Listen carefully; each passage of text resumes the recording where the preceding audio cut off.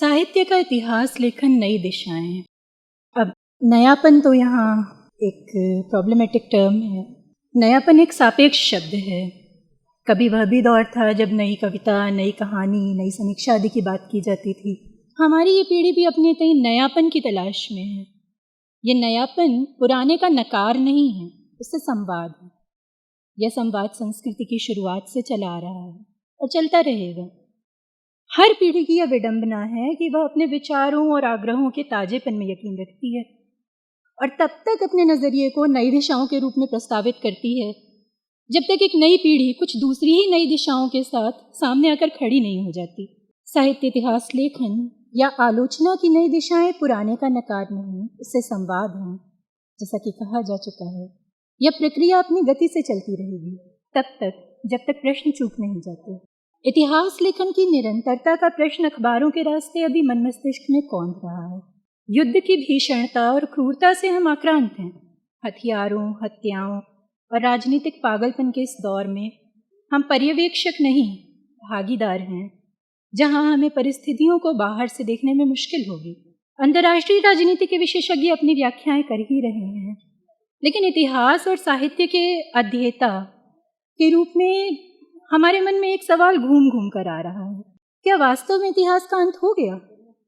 दुनिया एक ध्रुवीय बन गई, जहाँ एक विशिष्ट सांस्कृतिक मूल्य ही सार्वभौमिक मूल्य है और उसे ही विश्व भर में फैलाया जाना है। इन निष्कर्षों को परवान चढ़ते, मुनाफा कमाते और ध्वस्त होते हुए भी इतिहास देख रहा है। क्या सचमुच 90 के दशक में इतिहास का अंत हो गया था? जिनका यकीन इतिहास के अंत में नहीं है, उनके लिए इतिहास की खोज एक तामुम्र चलने वाली प्रक्रिया होगी। इतिहास लेखन की समस्याओं पर विद्वानों ने लगातार विचार किया है। प्रश्न उसी निरंतरता में है। क्या साहित्य का इतिहास शैलियों, शिल्प विधानों या प्रकारांतर से साहित्यिकता का इतिहास है? युगीन प्रवृत्तियों की खोज में साहित्य इतिहास रचनाकारों की विचारधारा से इतिहास से क्या आगे बढ़ पाता है? दलित, स्त्री या आदिवासी पहचानों को इतिहास में तलाशने की पद्धति क्या होगी? इतिहास लेखन पर चिंतन की एक व्यवस्थित परंपरा मौजूद है। ये चिंतन प्लेटो के ज़माने से अब तक चला आ रहा है। तो जिनका वास्ता इतिहास लेखन से है, साहित्य इतिहास लेखन से है, उनकी चिंताएं हैं क्या? क्या साहित्य का इतिहास साहित्यिक प्रवृत्तियों और शैली शिल्प का इतिहास है, जैसा कि हमने पूछा? क्या यह लेखकों की विचारधारा का इतिहास है, जहाँ अमुक लेखक व्यक्तिवाद और उदारवाद के प्रभाव में था और फलाने लेखक ने वर्ग, दलित या स्त्री की चेतना का प्रतिनिधित्व किया, इसका दस्तावेज बनाया जाएगा? यह साहित्य का इतिहास वास्तव में इतिहास ही है और हमारे बचपन के निबंधों में से निकलकर समाज के दर्पण के रूप में मूर्त हो रहा है। साहित्य का अपना इतिहास क्या है और साहित्य के जरिए इतिहास तक पहुंचने की प्रक्रिया क्या हो? क्या साहित्य का इतिहास समाज का इतिहास है? अगर है तो साहित्य को समाज के इतिहास के रूप में खोला कैसे जाए? क्या यह उस समाज का भी इतिहास है जिसका इसमें प्रतिनिधित्व न के बराबर है?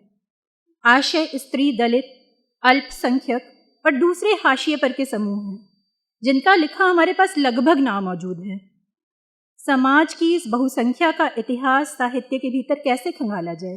क्या साहित्य में जो मौन है या साहित्य जिनके विषय में मौन है, यह उनका भी इतिहास है? क्या इस मौन को इतिहास के रूप में पढ़ा जा सकता है?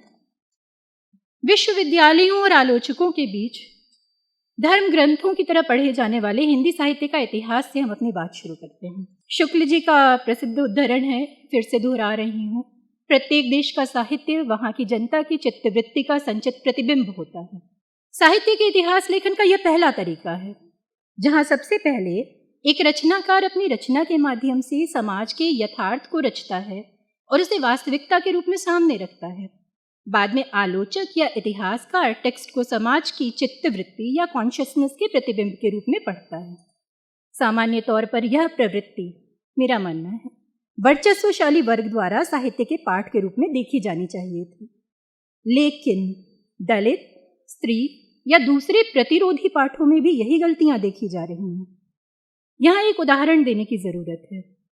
19वीं सदी में स्त्री शिक्षा संबंधी अपने शोध में मैंने पाया कि एक ओर तो 19वीं सदी का लेखक स्त्रियों में शिक्षा की किसी भी परंपरा की मौजूदगी को कल्पना से परे मान रहा था और उनके लिए शिक्षा के प्रकाश के रूप में घरेलू शिक्षा जिसे स्त्री शिक्षा का नाम दिया गया था, उसे प्रस्तावित कर रहा था।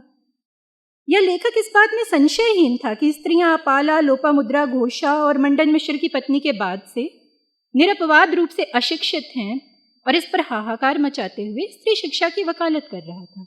यह स्त्री शिक्षा कैसी हो, इसकी प्रतिनिधि बालाबोधिनी पत्रिका है, और भारतेंदु मंडल द्वारा इस समय इस विषय पर लिखे गए तमाम लेख भी या कविताएं। यहाँ मजेदार बात यह है कि उसी बनारस के में गुरुकुल खोलकर बैठी हठी विद्यालंकार जैसी महिलाएं, या भारतेंदु की अपनी बुआ, या राजा शिवप्रसाद सितारे हिंद की दादी, लिस्ट लंबी है, या मल्लिका, या दूसरी सार्वजनिक रूप से सक्रिय शिक्षिताएं, उनका कोई उल्लेख नहीं है। साहित्यकारों द्वारा क्या कहा जाए और किन विषयों पर मौन रहा जाए, इस चुनाव ने केवल साहित्य इतिहास के वर्चस्वशाली पाठ को ही नहीं बनाया, प्रतिरोधी या अस्मितावादी पाठ भी इसी से बन रहा है। और स्त्रियों के बीच सदियों की अशिक्षा तथा गुलामी जैसे रेटोरिक प्राथमिक स्रोतों से उलझे बिना इतिहास के रूप में यहाँ भी लिखे जा रहे हैं। साहित्य इतिहास लेखन का एक दूसरा भी तरीका है, जहाँ रचनाओं का पाठ जनमत को प्रभावित करने की एक कोशिश के रूप में देखा जा सकता है या किया जा सकता है। यानी 19वीं सदी में स्त्रियों के लिए एक खास तरह की स्त्री शिक्षा की मांग उसी समय इतनी सुनियोजित रूप से क्यों उठ खड़ी हुई, जिस समय पहली बार सहशिक्षा के स्कूली पाठ्यक्रम सामने आने लगे थे, और प्रथम पुरुष स्नातकों से थोड़ा पीछे ही प्रथम महिला स्नातक भी बनने लगी थी। यह सवाल उनकी संख्या का नहीं है। समाज के यथार्थ से रचनाएं एक संवाद की तरह होती हैं। जरूरी नहीं कि वे केवल दर्पण ही बनी रहें। कई बार और अधिकांशतः क्लासिक रचनाएं एक वैकल्पिक यथार्थ रचने का भी काम करती हैं। साहित्य के इतिहासकार के लिए ऐसे में इस साहित्य से इतर मौजूद सार्वजनिक और दूसरे तरह के दस्तावेजों की भूमिका महत्वपूर्ण हो जाती है। साहित्य को अगर समाज के इतिहास का दावा है, समाज का इतिहास होने का दावा है, तो उसे रचना के पाठ का तरीका बदलना पड़ेगा, और दूसरे साहित्य इतिहासकार को और दूसरे दस्तावेजों की मौजूदगी में यह पाठ करना होगा। लोकप्रिय साहित्य के बिना तो इतिहास लेखन का यह काम हो नहीं सकता। सवाल यह भी है कि इतिहास लेखन में साहित्य की भूमिका क्या है। क्या साहित्य महज एक सूचना है? साहित्य का इतिहास किस तरह एक छद्म यथार्थ रचता है, इसके नमूने के लिए 19वीं सदी में स्त्रियों के लिए लिखे गए एक आदर्शवादी उपन्यास का जिक्र करना चाहती हूँ। भाग्यवती नाम के इस उपन्यास से हम सभी परिचित हैं। 19वीं सदी की एक शिक्षिता नायिका का धर्म, तीर्थ, पितृसत्ता तथा पर्दे के नियमों का पालन करना और लेखक की नज़र में स्त्रियोचित तमाम गुणों के समूह पुंज के रूप में उभरना। भाग्यवती को घर से निकाल दिया जाता है, लेकिन सही तरह की स्त्री शिक्षा ने भाग्यवती को इस मुश्किल में भी संभाल कर रखा। वो पर्दे से बाहर नहीं गई, उसने पर्दे का पूरी कट्टरता से पालन किया। शिक्षिता भाग्यवती ने पर्दे के भीतर रहकर टोपी मोजे बनाए और नौकर के हाथों पर्दे में रहकर उन्हें बाजार भेजकर काफ़ी दौलत बटोर ली, इतनी कि उसने अपने ससुर का कर्जा भी उतार लिया। भाग्यवती एक नमूना है अपने दौर के स्त्री संबंधी लेखन का, 19वीं सदी के स्त्री संबंधी लेखन का, जिनसे मालूम होता है कि उस दौर में 19वीं सदी में चाहे आसमान गिर जाए या ज़मीन फट जाए, मध्यवर्गीय उच्च जातीय हिंदू स्त्रियां घरों से बाहर, पर्दे से बाहर नहीं निकलती थीं। इसकी काट उसी दौर के कुछ ऐसे संग्रहों से होती है जिन्हें लोकप्रिय साहित्य की श्रेणी में रखा जा सकता है। यह संग्रह 19वीं सदी की काव्य गोष्ठियों और कविता प्रतियोगिताओं के रास्ते जमा हुई समस्या पूर्तियों के हैं। इनमें कुछ गॉसिप भी मौजूद है। क्या इतिहास लेखक के लिए इन गॉसिप्स का कोई मूल्य है? इसे चंद्रकला के प्रसंग से समझा जा सकता है। बूंदी की चंद्रकला ने जब सीतापुर के बिस्वा के बलदेव अवस्थी की कविताएं पढ़ी तो वह उनसे बड़ी प्रभावित हुई और उनसे प्रेम कर बैठी। उसने एक पत्र लिखकर बलदेव अवस्थी को बूंदी बुलाया। बलदेव के बूंदी जाने का तो पता नहीं चलता, लेकिन ये समस्या पूर्ति ग्रंथ कवयित्री चंद्रकला के बार बार सीतापुर जाने का जिक्र करते हैं। चंद्रकला ने अपने समय के कवि सम्मेलनों और काव्य प्रतियोगिताओं में काफ़ी शोहरत बटोर रखी थी। अपने समय के बड़े बड़े समस्या पूर्तिकारों या तुकबाजों को पछाड़कर उसने ये पुरस्कार जीते थे, लेकिन अपने से करीब 26 वर्ष बड़े बलदेव से वह प्रेम की बाजी हार गई। 19वीं सदी का यह प्रेम प्रसंग अपने समय में इतना चर्चित था कि दूसरे कवियों ने चंद्रकला और बलदेव को लेकर समस्या पूर्तियां बनाई। यह बात दीगर है कि साहित्य इतिहासकार की नज़रों से यह प्रसंग पूरी तरह बच निकला। यहाँ जब साहित्य इतिहासकार भाग्यवती या दूसरी साहित्यिक रचनाओं से पर्दे की ऐसी कठोर व्यवस्था को चंद्रकला के वास्तविक जीवन से मिलाकर देखेंगे तो उन्हें 19वीं सदी के समाज का कौन सा पाठ मिलेगा। और क्या हो जब उस समय के दस्तावेजों से दुकानदारिनों, साहूकारिनों, स्त्री वैद्यों, मास्टरनियों आदि दूसरी तरह की स्त्रियों के भी आंकड़े मिला सकें। यहाँ बालकृष्ण भट्ट की सिगरेट वाली की याद दिलाना गैर वाजिब नहीं होगा। साहित्य समाज के दर्पण से उसके मिरर्ड व्यू में नहीं बदल जाएगा। कभी आईने में किसी पाठ को पढ़कर देखा है? मौन यहाँ महत्वपूर्ण है। एक साहित्य इतिहासकार का काम रचना के मौन को पढ़ना भी है और रचना के प्रतिपाठ को ढूंढना भी। इसके साथ ही एक जुड़ा हुआ प्रश्न साहित्यिक रचना और साहित्यकार के प्रति दिए जाने वाले मूल्य निर्णय, जजमेंट का भी है। अस्मितावादी आलोचना और इतिहास लेखन में यह एक बड़ी समस्या के रूप में उभरा है और सोशल मीडिया इसका मैदान है। इतिहास लेखन एक जिम्मेदारी का काम है। साहित्य इतिहासकार का काम टेक्स्ट की गिरहों को खोलना है और सत्य से यथासंभव निकटता तक पहुंचना है। मेरी निजी विचारधारा एक स्त्री के रूप में मेरी निजी चिंताएं मेरे द्वारा चुने गए विषयों और सवालों में दिखेंगी। एक साहित्य इतिहासकार का काम लेखकों को खारिज करना नहीं हो सकता। भारतेंदु युग के लेखक बहुत संभव है कि जेंडर के प्रश्न पर मुझे दुखी करें, लेकिन उसका मेरा काम होगा घटनाओं को खोलना, उनका सैद्धांतिकरण करना और वजहों को समझना। भारतेंदु ने नील देवी में सती प्रथा के प्रति पक्षधरता दिखाई, इसलिए भारतेंदु को खारिज नहीं कर दूंगी।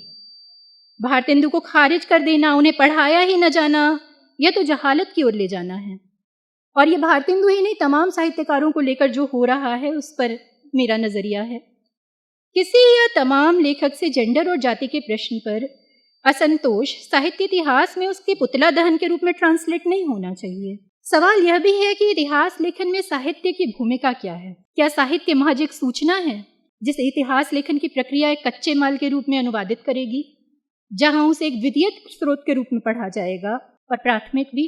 क्या साहित्य इतिहास लेखन वास्तव में इतिहास लेखन का ही बदला हुआ नाम है या उसकी कोई स्वतंत्र सत्ता है, या फिर यह आलोचना और इतिहास के मध्य किसी तनी हुई रस्सी पर चलने की प्रक्रिया है, जहां साहित्यिक परंपराओं के प्रति लगाव और सहानुभूति एक ओर है और ज्ञान की समाजशास्त्रीय धाराओं से प्राप्त अंतर्दृष्टि दूसरी ओर, और इन दोनों के बीच तालमेल बैठाने की जिम्मेदारी एक साहित्य इतिहासकार के कंधों पर है। साथ ही क्या विमर्शों, अस्मिताओं और सोशल मीडिया के भावावेशपूर्ण और क्रोध से भरे इस दौर में एक साहित्य इतिहासकार से वस्तुनिष्ठ इतिहास लेखन की उम्मीद करना ज्यादती होगी। सबसे अंत में और सबसे महत्वपूर्ण सवाल पर मैं अपनी बात को खत्म करूंगी। क्या फांसीवाद और पागलपन के दौर में आलोचना और इतिहास बच सकेंगे? अब सवाल यह नहीं है क्या जुल्मतों के दौर में भी गीत गाए जाएंगे। सवाल यह हो चुका है क्या जुल्मतों के दौर में यह गीत हमारे रह जाएंगे। जुल्मतों के दौर में क्या गीत भी सत्ताधारी और ताकतवर ही गाएंगे। चिंता इन गीतों में बोलों के बदल दिए जाने की है। सवाल इतिहास और आलोचना को भीड़ और वर्चस्वशाली दोनों की विचारधारा से बचा ले जाने का है। प्रश्न प्रतिरोध का है और इसी कसौटी पर भविष्य का साहित्य इतिहास कसा जाएगा। धन्यवाद।